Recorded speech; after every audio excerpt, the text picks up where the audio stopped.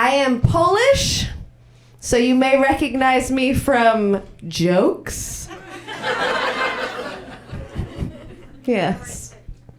Yes, that's right. We're in the right city for that. When people find out that I'm Polish, they always ask me the same two questions. The first one is, oh, do you know how to make pierogi? Only the way they say it is usually more like if a cat became a yoga instructor. Pierogi? Namaste. The second thing they ask me is, can you make some pierogi for me?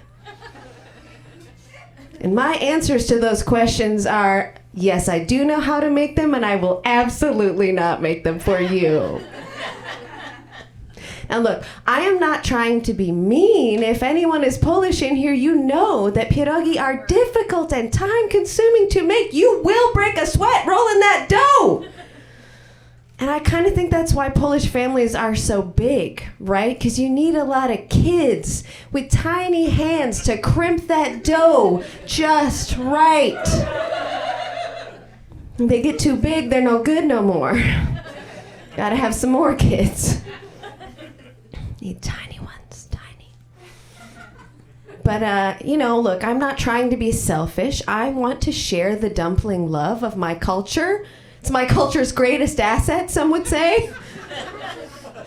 So when people ask me that, I'm like, look, you want pierogi? Come over to my house and you can learn how to make them yourself. I will teach you the traditional way.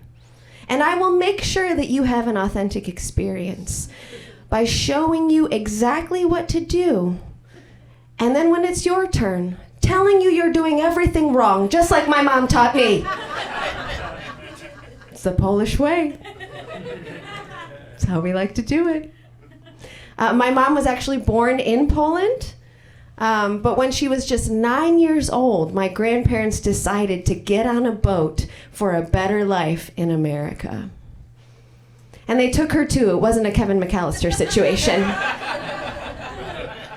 She was also on the boat. My grandparents were really incredible people. They went through a lot. I miss them very much. And in particular, I miss my grandfather because he was just the sweetest guy. Like, he used to dunk his donuts in 7-Up.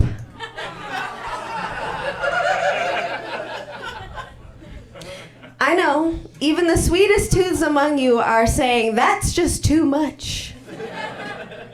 But are you about to tell a Holocaust survivor the amount of sugar he's allowed to enjoy? The man was in a concentration camp, and I'm not talking about one of the little podunk ones. So he can eat sugar by the cube like a horse for all I care. That's true liberation. That's what it's all about. So, in addition to being sweet and kind, my grandfather was also very creative. He was a cobbler. Not the dessert, the other one. I really have to clarify that in Indiana where I live. I only know the other one. Yes, one time there was a fly buzzing around in my grandfather's workshop, just getting in his way, being annoying and gross like flies do. But my grandfather didn't have a Flyswatter. Now, any non-immigrant person would simply have gone to the store to buy one because they know it's the best tool for the job. But let me remind you something about us immigrants. We are impatient. Let's not forget that when things aren't working out at home, sometimes we just leave and find a new one. It's kind of our thing. So what did my grandfather do? He took an old leather sole and he nailed it to a ruler like some sort of Polish MacGyver.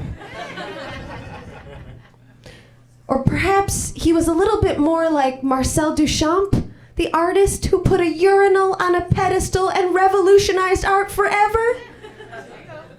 Yeah, I think maybe my grandfather was a little bit more like that, because I think he became a visionary artist the moment he thought, if I want to say shoe, the form really should match the content.